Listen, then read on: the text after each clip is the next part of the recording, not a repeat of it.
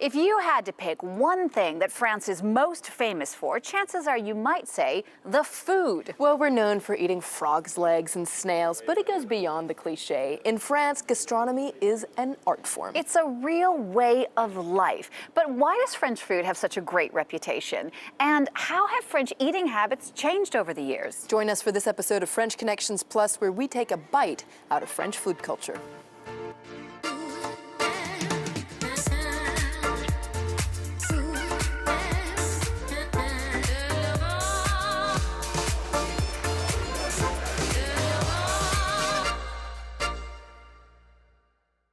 When you think about eating in France, so many delicious things pop to mind. There's the bread, the cheese, the pastries, the regional dishes. It's overwhelming how many delicious things there are to taste. In France, food isn't just fuel. It's a cherished pleasure that's experienced in a deep-seated ritual, the meal. And for decades, alarmists have been predicting the demise of France's multi-course gastronomic meal. But not only has it survived, it was put on UNESCO's Intangible World Heritage List in 2010.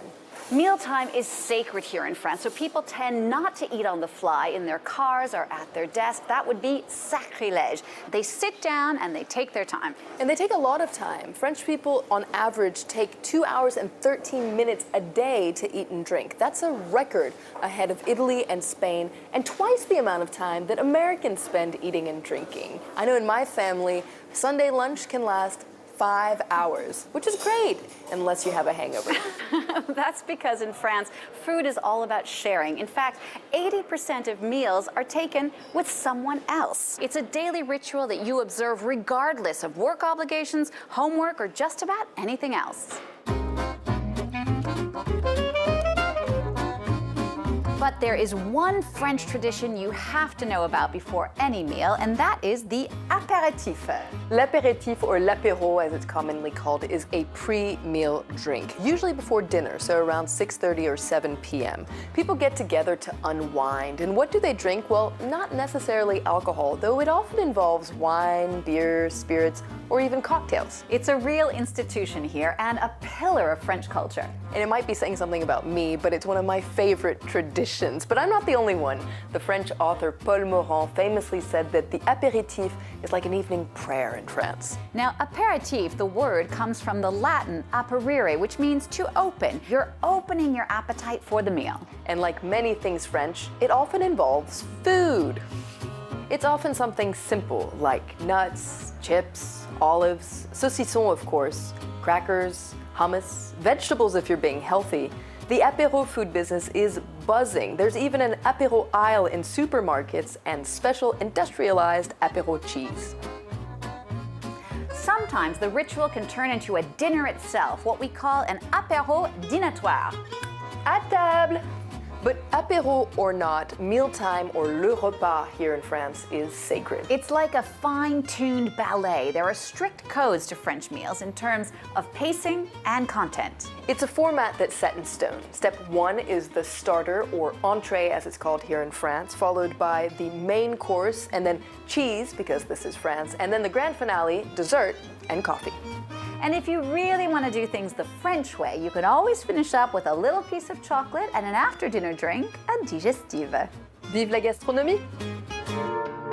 Many countries are famous for the diversity of their cuisine, but French gastronomy has a special place of admiration around the world. And many of you sent in your questions, like Paul Crosby, who asked, how is it that French cooking is the standard in culinary schools around the world? Well, part of France's gastronomic prestige comes from the fact that French chefs were among the first to organize kitchens and document their creations. And that means that French recipes became a standard for the rest of Europe and the rest of the world. For generations, French restaurants were the absolute best in the world. But over the past few years, France's culinary authority has started to wane, putting an end to a 300-year reign. So what happened, Jeannie? Well, essentially, tastes have started to change. People crave simpler and lighter meals, not heavy, butter-based, saucy dishes that are a little pretentious and take hours to digest. They certainly do. French cuisine today has given way to food from Asia, Latin America, Italy, many countries. But France's culinary expertise is still world famous, and there are some classic dishes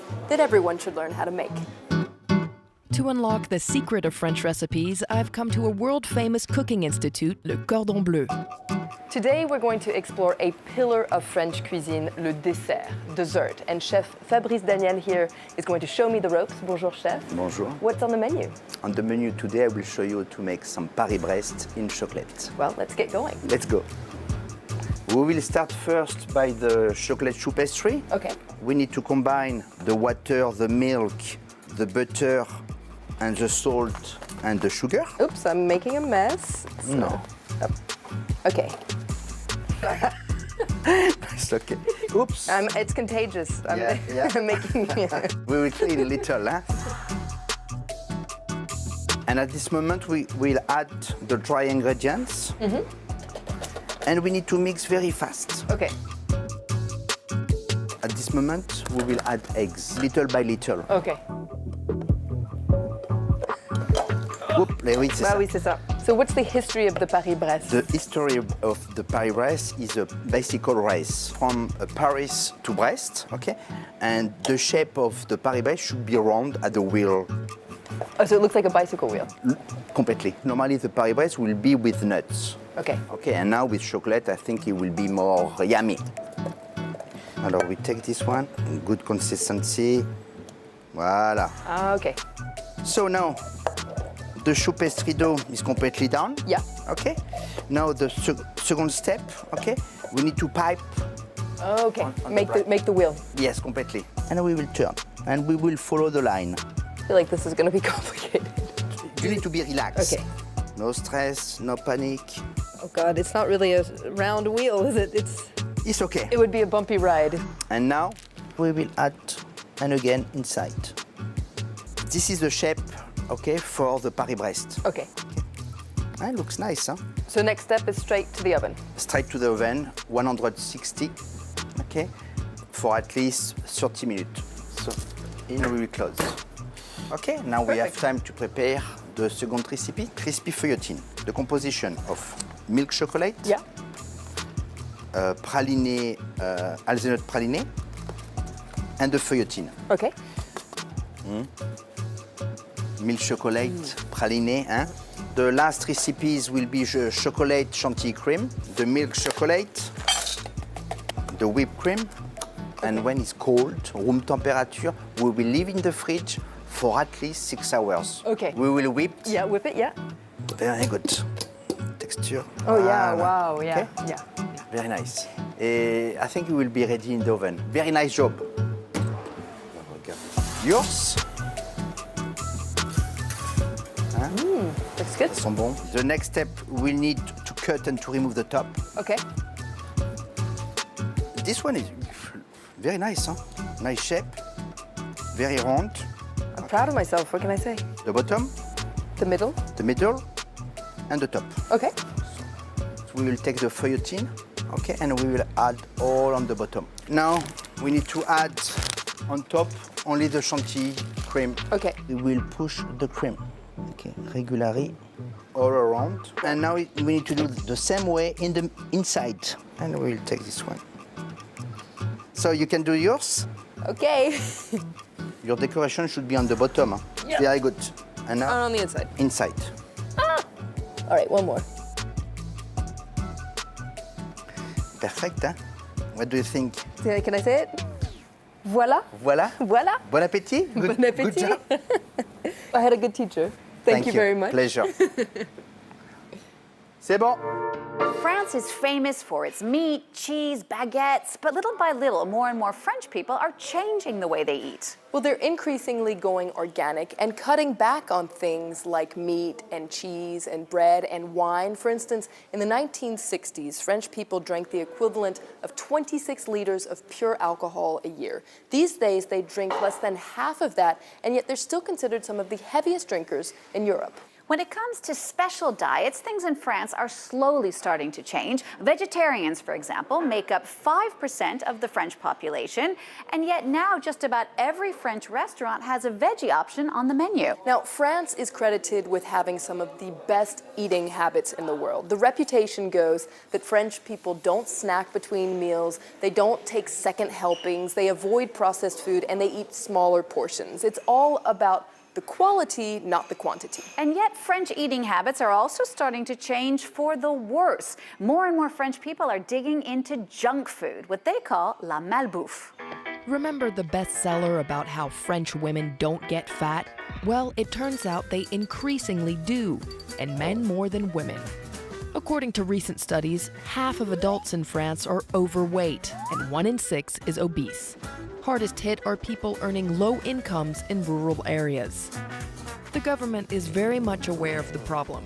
Back in 2001, it launched a national nutrition and health program. With a catchy website and ad campaigns, the idea is to raise awareness and encourage people to eat 5 fruits or vegetables a day. But a lot of work remains to be done to halt the invasion of junk food, la malbouffe. Grazing is on the rise, particularly among young people, and France is a huge market for fast food chains. In fact, recently, burger sales exceeded those of the jambon beurre, the ham and butter baguette sandwich, a long-time cherished staple of the French diet. France's obsession with food goes well beyond sophisticated recipes. It's infused every part of French culture, including the local lingo. There are so many expressions about food in France, it's enough to make you hungry. All right, Jeannie, let me test you on a couple of these. What does it mean when you tell someone, occupe-toi de tes oignons? Take care of your onions means mind your own business? Correct, Jeannie. Next, what about mets de l'eau dans ton vin? Put water in your wine. That means to like mellow out, chill out? It absolutely does. You're really good at this, Jeannie. Thank And you. what about when la moutarde me monte au nez? The mustard goes up my nose. That means you've got to sneeze. No, it doesn't mean you've got to sneeze. It means that you're getting annoyed. And the final one is en faire tout un fromage. To make a big cheese? I know what cut the cheese means. I don't know what that one means. No, it means to make a big deal out of something. Now, if you want to be truly French, you need to talk about delicious things while eating delicious things. That's about the Frenchest thing you can do. The French do love to talk about French food. The proof, our show. Flo, thank you for that. That wraps it up for this French Connections Plus. Don't forget, if you have questions about France or the French, you can leave them on our Facebook page or send a tweet at Flo Villeminot. And we'll see you next time for French Connections Plus. Bon appétit!